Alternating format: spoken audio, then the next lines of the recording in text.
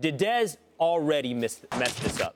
Dez Bryant should already be catching passes from Tyrod Taylor or Tyrod Taylor in practice right now. Yes, I understand you passed on the Ravens deal. You didn't want to sign a long-term deal for $7 million a year. I'm not mad at that. Bet on yourself. You then passed up a one-year deal in Cleveland for $4 to $5 million, whatever the number is, in a place where they have Josh Gordon on one side, they have Juice Landry in the slot, and you are guaranteed one-on-one coverage. That is a bad deal to me. I think he should be playing for the Cleveland Browns because on the other side of 30, which he will be in November, those big dollars are rare. You want to tell me, as somebody that was part of the Browns organization, that Dez Bryant, who right now what he needs is stability, what he needs is some opportunity to rebuild whatever the image perception is. You think Cleveland is the place to go? I know we're all hype on Cleveland this year suddenly being better, but you really want to tell me that that coaching staff provides the stability that allows him to repair his image? Because that's a big part of this. Whatever is going on with Dez Bryant right now is as much about perception as it is reality. You don't fix perception in Cleveland. At this point, he's dug in. He's playing poker. He put all his chips in. When he didn't take the Ravens deal, he decided at that point he was going to look for something else. Now he is dug into the point. He's got so much in the pot. He's got to wait until he has an opportunity to fix the number one thing about Dez, which is perception. You don't do that in Cleveland. He's better off waiting until the regular season starts and picking and choosing an opportunity where he can go in somewhere that has stability, that has a coaching staff that will find a way to let him shine and allow the perception of what Dez is as a player to change. You talked about stability. On a one-year deal, it's hard to find stability on a 6-month contract, number one. Number two, will you agree that the Cleveland Browns are a better team than they were last year? Yes. You think 0-16 last year. You know what's a good way to change perception? Is to go into the Cleveland Browns locker room and help take them to maybe a playoff team with the amount of talent they have in there. I understand it's a... But he wouldn't even get the credit for that. There's so much influx of new talent there. We're trying to give Jarvis Landry some big credit as being the locker room leader. If he's not going to get the credit in Cleveland, where's he going to get the credit at? He'll get the credit somewhere where they have a winning culture, where they can come in, and he'll get the credit somewhere where he has a dependable, reliable quarterback. As much as we can all debate on Tyrod Taylor and who he is as a quarterback, if you had one shot to fix your career, you had one opportunity to come into the NFL, and you decided you want to play again. And Andrew Hawkins says, I'm going to come back in, I'm going to restart my career. You're telling me that you'd take that one shot with Tyrod Taylor? Here's the difference between me and whoever you're talking about is because I have clear goals. If you're Dez Bryant, you either want to be paid and you take the $7 million, or you want to win a ring and you go to New England on a veteran minimum deal, or you want to change perception, and you go to Cleveland and you do the best of both worlds. You get $4 to $5 million, you change perception by helping turn a franchise around, and then you hit the market again like you wanted to. All right, hold on. So, Andrew, you think he's already messed this up. He should have signed with the team already, particularly the Cleveland Browns.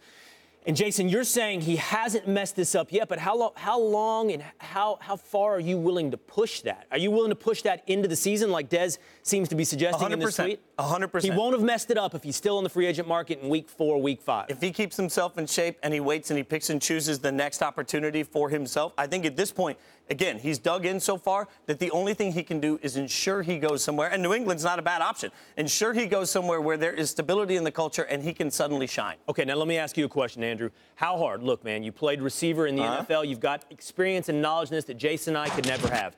How hard would it be for a guy like Dez to step in week 4, week 5, new team, new system, new offensive coordinator? He's never been accused of knowing his route tree down to a T, running great routes. How hard would that be for Dez to step in mid-season and perform? Nearly impossible.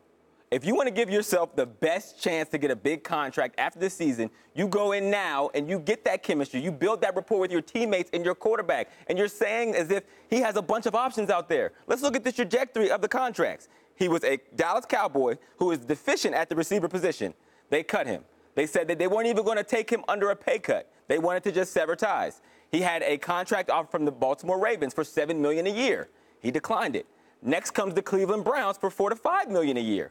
The trajectory does not lie. There's not going to all of a sudden come a team that say we're going to give you $11 million for one season so you can hit the table again. No, of course not. But let's play the opposite side of this then. So you're telling me he goes to the Browns with a week and a half to get ready for the regular season, which by your own admission means he's going to struggle to learn the offense early on, and suddenly he's just going to be such a model citizen going into it that he can be a leader while he's trying to figure out route trees? But that's a bad situation. And you continually come around and say he can change things in Cleveland. There is no evidence anything will change in Cleveland. So if he goes to Cleveland and they're the Browns that they've been for a decade plus, he just goes to a place that stinks. Jason, better week 1 than week 5 to solve those problems. Look, I hate to be the guy that splits the difference. Better coaching staff. Hold on. You're not completely wrong. I hate to split the difference here, but here, Andrew, I feel like you've boxed yourself into one team. That's the problem with the Browns. I don't think the Dez has messed it up yet. I think he's played his hand pretty almost close to perfect. Injuries will happen. They just happened in Jacksonville with Marquise Lee.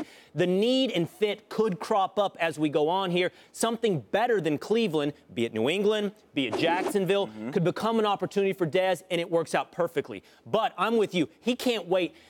That situation has to be just ripe. And by ripe, I mean probably in the next week.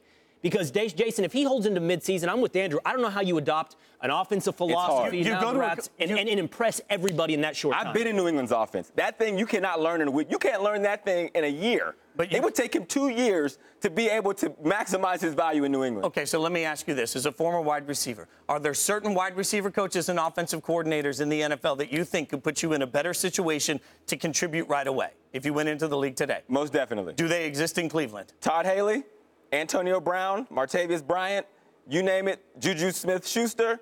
Shall I go on? Todd Haley under Hugh Jackson. Todd Haley under Todd Haley, who was running the offense. Well, wait, I have a question for you then. What's the answer to Jason's question specifically? What offensive coordinators, what teams will be the best fit for Dez to jump into to learn the system right away? It doesn't matter who the best fit is offensive coordinator. It matters who are your options and what's available to you. That's what we have to go off of, because if there was a huge market for Dez, we would have seen him sign already. I'm not saying I'm against it. I think Dez has a lot left in the tank. I just think he can maximize his value in Cleveland for this 1 year with guaranteed one-on-one coverage with possibly the best receiving core we've seen in the NFL in the last 5 years. I just don't think any player ever goes to Cleveland and says, ooh, I'm going to make my value bigger here. I'm with you. I think the answer is New England, Jacksonville, something like that, but I think the answer also has to be this week.